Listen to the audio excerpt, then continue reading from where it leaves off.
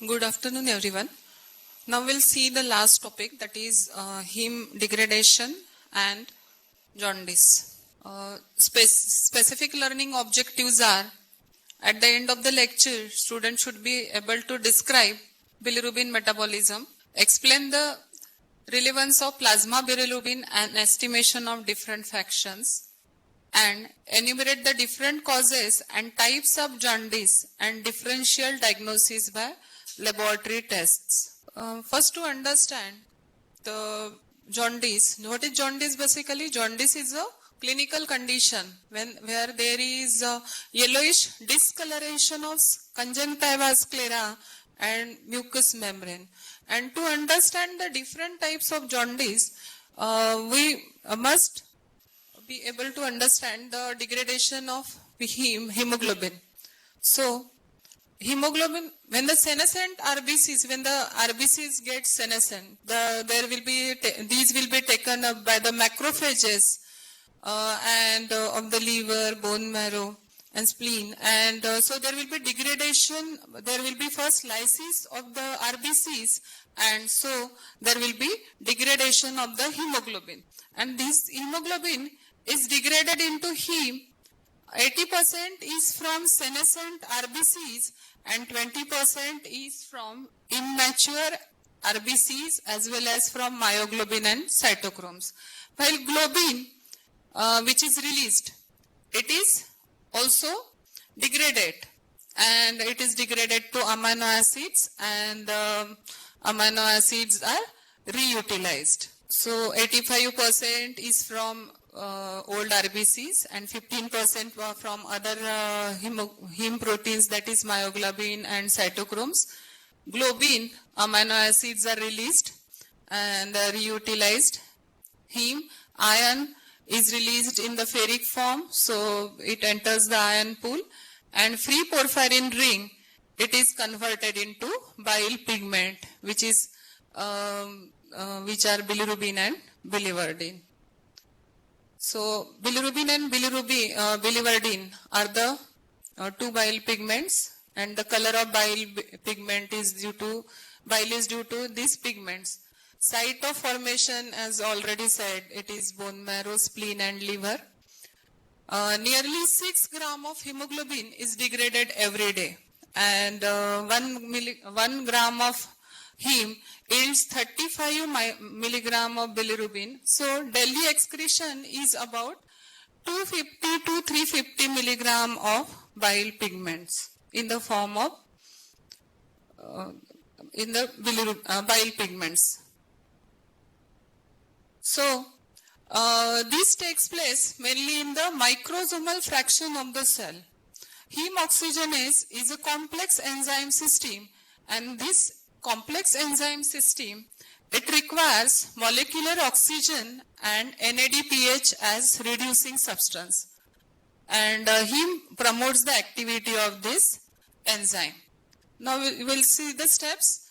Heme, in the presence of this heme oxygenase, which is a complex enzyme system, in the presence of molecular oxygen and with the help of NADPH, there is breakage of this bridge, that is methine bridge, in between the pyrrole ring 1 and 2. So iron is released, and it is the only reaction in our body where endogenous carbon monoxide is formed. So it is converted into linear structure that is called as biliverdin, and this biliverdin is excreted in birds and excreta of birds and amphibia, and in human being it is converted into bilirubin with the help of biliverdin reductase enzyme. It is also a NADPH dependent enzyme. Aged RBCs, hemoglobin is released, so globin is reutilized. Now this heme, in the presence of heme oxygenase, it is converted into biliverdin, and this biliverdin, in the presence of biliverdin reductase enzyme, it is converted into bilirubin. Now this bilirubin is sparingly soluble in plasma. So it needs to be transported with the help of albumin. So and albumin has got two binding sites, that is high affinity binding site and low affinity binding site. And this albumin bilirubin can bind tightly with that of high affinity binding site of albumin up to about 25 milligram of bilirubin. So bilirubin albumin complex, it is transported to the liver, and in the liver at the this albumin gets detached from this is also called as unconjugated bilirubin, and this albumin gets detached from the bilirubin. At the sinusoidal surface, it is uptake, the liver there is uptake of the bilirubin by the liver, and it is carrier mediated transport, also facilitative diffusion. And this diffusion, this transporter has got high capacity. Means even in pathological condition, there is the excessive bilirubin will be uptake by the liver. So this transport has got high capacity. And in the liver, there is presence of two proteins, that is ligandin and protein Y. And this ligandin and protein Y keeps the bilirubin in the solubilized form, and also it prevents the backflow of the bilirubin to the blood. Now this unconjugated bilirubin, which is sparingly soluble in plasma, it needs to be converted into its non-toxic form, water-soluble form, that is conjugated form. So the conjugation process takes place in the liver with the help of this bilirubin glucuronyl transferase enzyme. And the bilirubin is converted with the help of 2-UDP glucuronate. It is converted into bilirubin diglucuronide. This bilirubin diglucuronide is also called as conjugated bilirubin. So first there is uptake of bilirubin at the sinusoidal surface of the liver, and there will be conjugation process where unconjugated bilirubin is converted into conjugated bilirubin, and this conjugated bilirubin is secreted now into the intestine, and this is the only step in whole bilirubin catabolism which is rate limiting step, which is active process, and it is done with the help of multi-organ anion transporter. And there is one protein, that is multi-resistant protein, multi-drug resistant protein 2. If it is deficient, the patient suffers from Dubin-Johnson syndrome. And if this enzyme is deficient, the patient will suffer from Crigler-Najjar syndrome type 1 and type 2. And if uptake is defective, the patient suffers from Gilbert syndrome. So now there is secretion, which is the active process. It is the only step in bilirubin metabolism which is rate limiting step. So bilirubin, conjugated bilirubin now through bile, it enters the intestine. Now in the ileum and colon, in the presence of microsomal enzymes like beta-glucuronidase, this glucuronic acid is separated from bilirubin. Now the bilirubin is converted into urobilinogen, and about 90% of urobilinogen, it is converted into stercobilinogen, and stercobilinogen is converted into stercobilin, and this stercobilin is excreted through the feces. And some urobilinogen enters the enterohepatic circulation. It is also brought to the kidney, where it is converted into urobilin, and urobilin is excreted through urine. So the characteristic color of urine is because of urobilin. Now these are the steps you have already seen. Uptake of bilirubin, conjugation of bilirubin and secretion of bilirubin, only rate limiting step with the help of that multi-organ anion transporter. This is the lysis. Bilirubin is formed. Bilirubin albumin complex brought to the liver. Bilirubin diglucuronide is formed, that is conjugated bilirubin, and through the bile duct, through bile, it is secreted into the small intestine. It is the only rate limiting step. In the ileum and colon, it is converted into urobilinogen. Urobilinogen enters the enterohepatic circulation. Some is to the kidney and some is converted into stercobilinogen.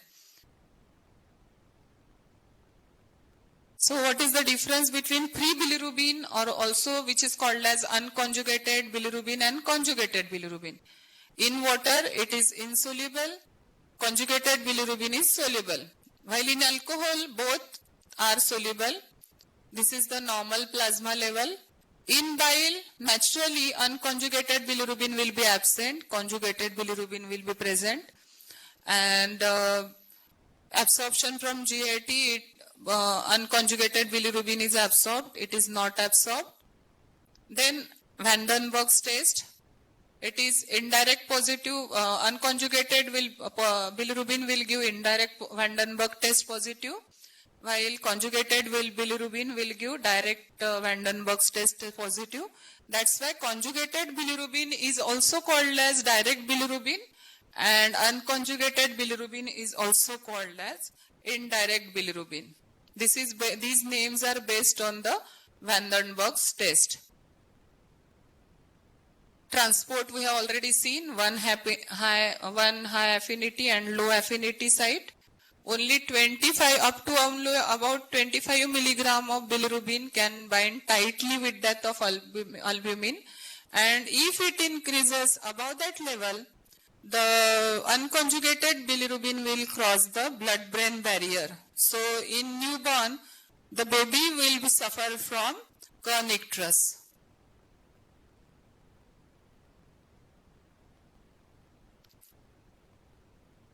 So this is the last fate of bilirubin, that is, it is converted into urobilinobin and stercobilin.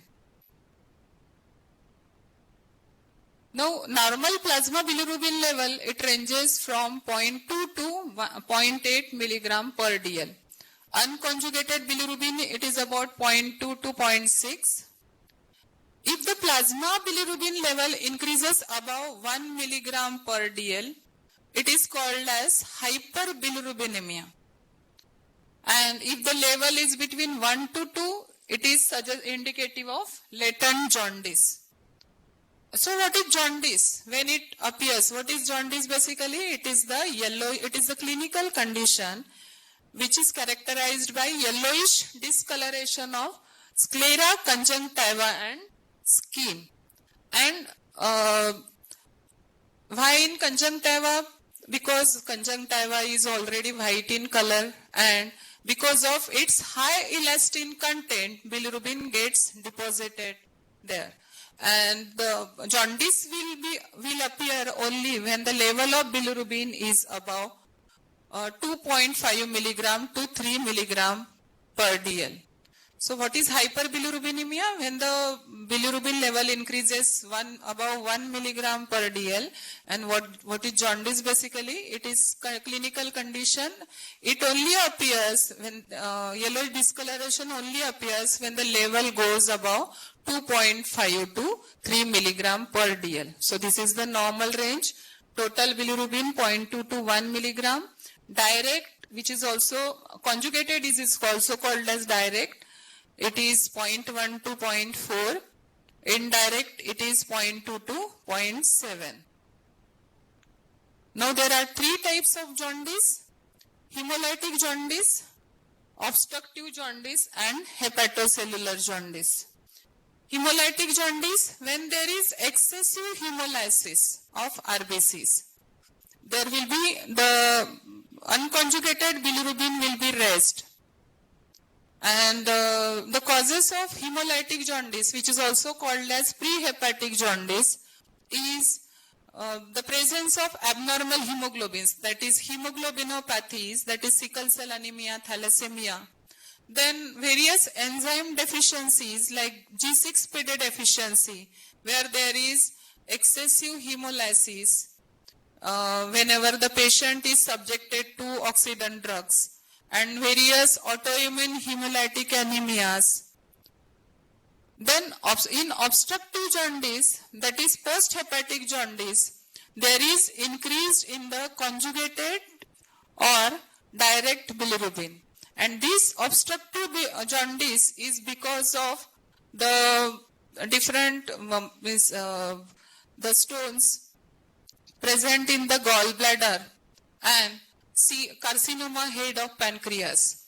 Then third type, that is hepatocellular or hepatic jaundice. Commonest cause of hepatic jaundice is viral hepatitis. And liver cirrhosis, alcoholic liver disease, then toxicity to the liver because of various drugs. So in this type, both the types of bilirubin, that is unconjugated as well as conjugated bilirubin, will be raised. You can see here, there is yellowish discoloration of the eyes.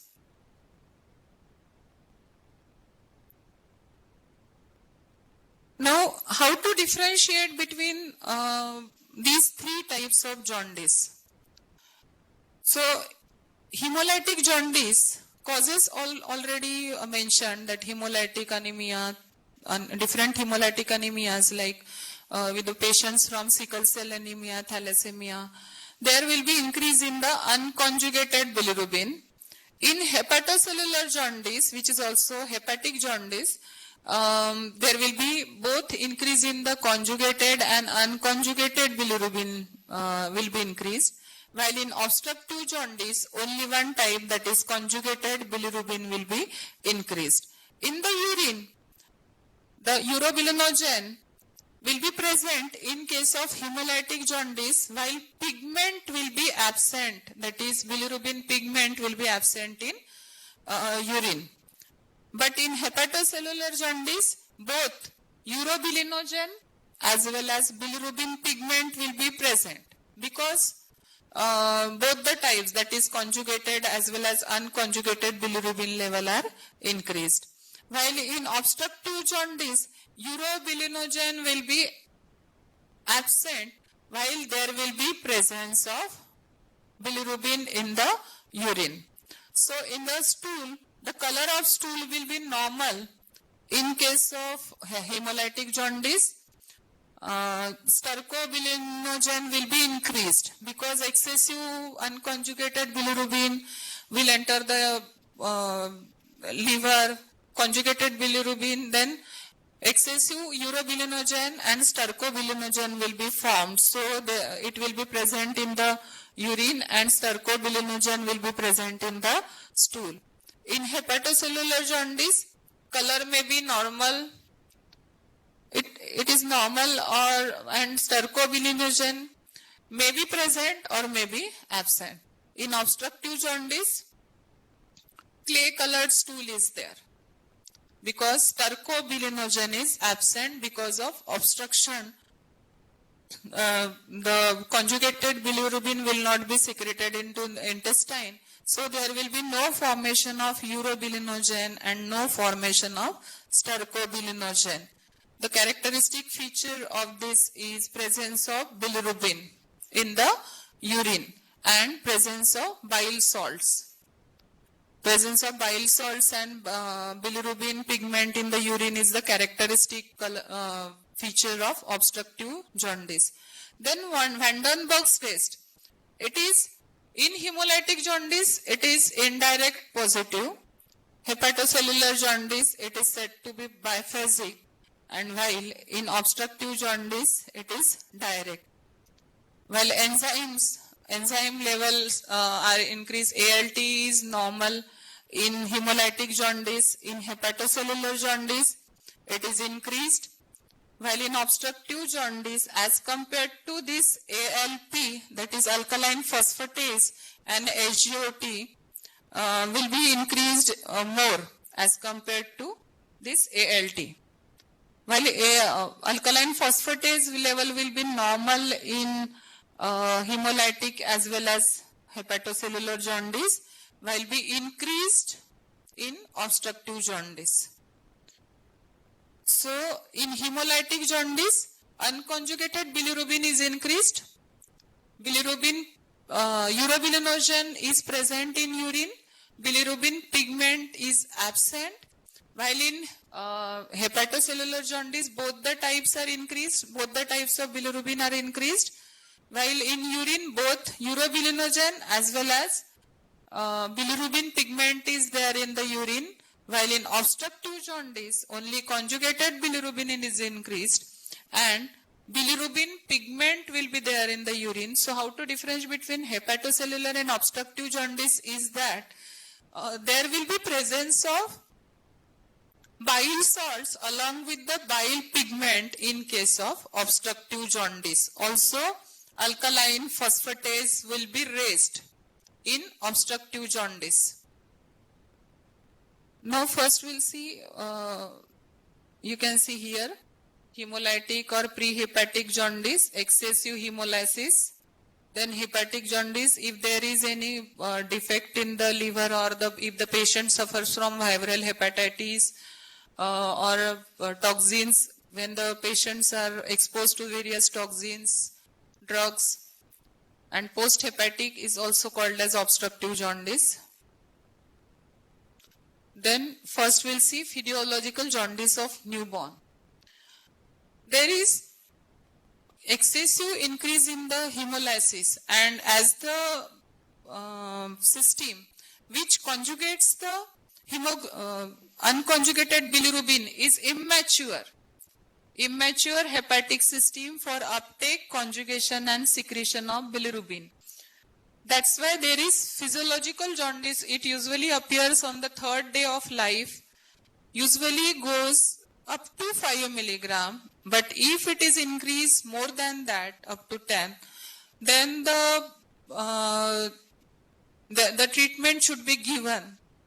And also the second cause of physiological jaundice is UDP glucuronidase transferase enzyme is also low. This is mostly seen in case of premature infants. And so there is limitation in availability of substrate for UDP glucuronic acid for conjugation. So this leads to naturally unconjugated hyperbilirubinemia. As already told that only up to 25 milligram per dl can bind tightly with that of high affinity site of the albumin. If the level goes above 25 milligram per dl, it can cross the blood-brain barrier, and so there will be permanent damage of the brain. So this is hepatic, this leads to toxic encephalopathy. This is also called as kernicterus. So the baby will be mentally retarded. So bilirubin estimation is considered as emergency investigation. Now the treatment given is phenobarbital is administered, phototherapy, blue light is given. Here, what is the role of phototherapy? Phototherapy converts the toxic unconjugated bilirubin into easily excretable form. That is its isomers, that is lumibilirubin, which can be easily excreted through the urine. So the baby is kept in the blue light. Now various types of genetic, because of some mutations in the genes, there are different types of hyperbilirubinemia. So unconjugated hyperbilirubinemia, first in this type is Crigler-Najjar syndrome type 1. In this, bilirubin glucuronidase transferase activity is nil, that is, it is completely deficient. Okay. So, and here, within first 24 hours of life only, there will be increase in the bilirubin level. So, there will be no response to the phenobarbital, but phototherapy is effective, though the phototherapy is effective, but it is a fatal disease and the death of the baby occurs within first few 15 months of his life. Then Crigler-Najjar syndrome type 2. There is partial deficiency or of the UDP glucuronil transferase enzyme, and the baby usually responds to the treatment with phenobarbital and of course with the phototherapy. Then third one is Gilbert syndrome. In this, there is defect in the uptake of the bilirubin. There is defect in the uptake of the bilirubin. So the patient will be suffering from that unconjugated hyperbilirubinemia. Then some genetic mutations which causes conjugated hyperbilirubinemia are, first one in this is Dubin-Johnson syndrome, and this MRP2 gene, that is multi-drug resistant protein 2 gene, which is involved in the secretion of conjugated bilirubin into the intestine, which was a rate limiting step. If it is defective, then the patient suffers from this Dubin-Johnson syndrome, which is also called as black liver disease and which is autosomal recessive trait. So Dubin-Johnson syndrome is also called as black liver jaundice. Then last one in this is Rotas syndrome. This is due to abnormality in the hepatic storage, but there is no staining. What is the difference between these two is? This is black liver disease, but in Rotas syndrome, it is again a secretion defect, that is abnormality in hepatic storage defect, but there is no staining of the liver. It is also autosomal recessive condition. Most of the times the patients are asymptomatic here. Now the breast milk jaundice. If the jaundice is prolonged, this may be because of high levels of estrogen derivatives in the maternal blood, which will be excreted through the milk. This will also inhibit the glucuronil transferase system. Also, sulfa drugs, which releases the sulfa drugs, various aspirin, which releases the bilirubin from the high binding site of the albumin, should be avoided in such type of babies. So, sulfa drugs and aspirin should be avoided in the babies. So, it may cause jaundice in the newborn. So, lab diagnosis of the bilirubin, Van den Bosch's test, already shown that in hemolytic type of jaundice, it is direct positive. In hepatic jaundice, it is biphasic, while in obstructive jaundice, it is direct positive. So what is that? It is a specific reaction to identify increase in serum in bilirubin. Principle, it is diazotized sulfonylic acid when reacts with the bilirubin to form purple colored azobilirubin. And so if the bilirubin reacts directly, this is given by the conjugated bilirubin. So in conjugated hyperbilirubinemia, Van den Bosch's test is direct positive. But if it is unconjugated hyperbilirubinemia, there should be the addition of some accelerator like caffeine or methanol into the test, which will solubilize this unconjugated bilirubin, and now bilirubin will give the test positive. That is Van den Bosch's reaction. So it is called as indirect positive. While in case of hepatic jaundice or hepatocellular jaundice, as both the types of bilirubin are increased, that is conjugated and unconjugated, it is biphasic. That is, it gives direct as well as indirect bilirubin positive. You can see here direct positive, indirect positive, and biphasic, where unconjugated and conjugated bilirubin is high gives direct positive reaction, and this color is intensified with the help of by the addition of methanol, which is indirect positive. Thank you so much.